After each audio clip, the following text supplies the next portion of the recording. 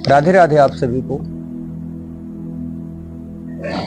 आप सभी का स्वागत है हमारे YouTube चैनल अरुण जी महाराज में। आज हम लोग बात करते हैं कि अब की बार कार्तिक माह के कृष्ण पक्ष की एकादशी का व्रत हम लोग कब करेंगे, व्रत का पारण कब करेंगे। तो आइए जानते हैं। और वीडियो को प्रारंभ करने से पहले आप सभी से निवेदन है, अगर आप हमारे चैनल पर नए हैं तो चैनल को सब्सक्राइब करिए और अपने मित्रों को भी शेयर करिए ताकि वह भी लाभ ले सके।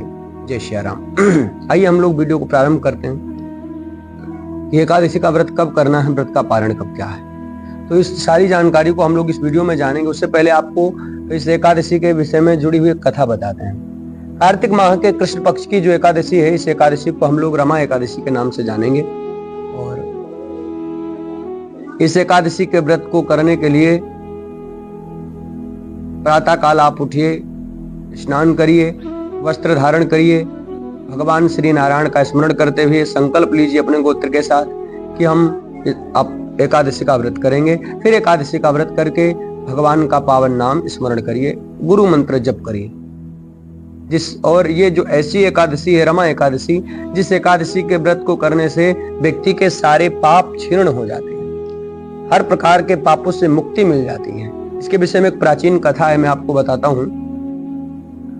पूर्व काल में एक राजा थे जिनका नाम था मुचकुंद। मुचकुंद जो थे बड़े ही अच्छे राजा थे और मुचकुंद की एक कन्या थी जिसका नाम था चंद्रभागा। उन्होंने चंद्रसेन के पुत्र शोभन के साथ में अपनी बेटी चंद्रभागा का विवाह कर दिया। और राजा मुचकुंद बड़े ही अच्छे, बड़े ही धर्मात्मा राजा थे। उनके राज्य में प्रत्येक व्यक्ति एकादशी का व्रत करता था। यहां तक जीव जंतु पशु इत्यादि भी उनके वहां एकादशी के दिन अन्न ग्रहण नहीं करते थे। प्रत्येक व्यक्ति एकादशी को व्रत करता था। एकादशी के प्रति बड़ी निष्ठा थी वहां के लोगों की। पर राजा ने अपनी बेटी का जब विवाह कर दिया तो विवाह के कुछ दिनों के उपरांत उसकी बेटी और उनका जो पति था वो वापस आया वहां घूमने के लिए। संयोग था जिस दिन वो लोग आए उसके अगले दिन ही ये रमा एकादशी थी। अब राजा का आदेश था कि एकादशी के दिन अन्न नहीं ग्रहण करना है। तो अगर कोई अन्न ग्रहण करेगा तो उसको मृत्युदंड दिया जाएगा। अब तो जो शोभन की पत्नी थी चंद्रभागा बहुत दुखी हुई कि अगर ये अन्न, क्योंकि शोभन जो था वो कभी एकादशी का व्रत करता नहीं था और भूखा रह नहीं पाता था। तो चंद्रसेन का पुत्र शोभन जो था, उसकी पत्नी चंद्रभागा वो कहती है, स्वामी आप यहाँ से दूसरी जगह चले जाइए, अगर यहाँ रहेंगे तो अगर व्रत नहीं करेंगे तो आपको दंड दिया जाएगा। शोभन ने कहा मैं यहीं रहूंगा और व्रत भी करूंगा। शोभन ने व्रत किया, व्रत करके दिन भर व्रत रहा, रात्रि में जागरण इत्यादि तो हुआ, पर अगले दिन प्रातः काल उसका शरीर पूरा हो गया, अंतिम संस्कार हुआ।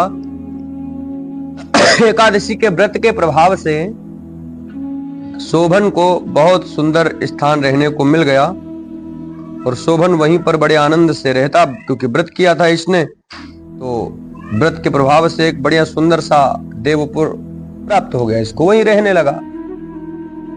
बहुत दिनों के बाद एक ब्राह्मण देवता थे सोम शर्मा नाम के, उन्होंने इसको देखा, वहां चर्चा हुई। फिर ब्राह्मण देव ने आकर के चंद्रभागा को बताया। चंद्रभागा वहां गई, अपने पति से मिली, फिर पति के साथ रहने लगी। ये व्रत का ये महात्मा है संक्षिप्त में। तो व्रत करने के प्रभाव से जो शोभन था उसको बहुत सुंदर स्थान मिल गया, पत्नी भी पुनः प्राप्त हो गई वहां पर। तो ऐसे ये एकादशी का व्रत है। जो भी रमा एकादशी के व्रत को करता है उसके सारे पाप नष्ट हो जाते हैं निश्चित रूप से, और माता लक्ष्मी की विशेष कृपा प्राप्त होती है। तो इस वर्ष हम सभी वैष्णवजन एकादशी का व्रत अवश्य करें और 28 अक्टूबर 2024 को हम लोग इसका व्रत करेंगे। पारायण का समय अगले दिन 29 अक्टूबर 2024 को प्रातः काल 6:18 से 7:25 तक है। इसमें हम पारण करेंगे और व्रत करिए, हो सके तो रात्रि में जागरण करिए, भगवान का स्मरण करिए, कीर्तन करिए। सर्वेश्वर आप सब पर कृपा करें, आप सदैव सुखी रहें। खूब ठाकुर जी की कृपा हो। जय जय श्री राधे श्याम।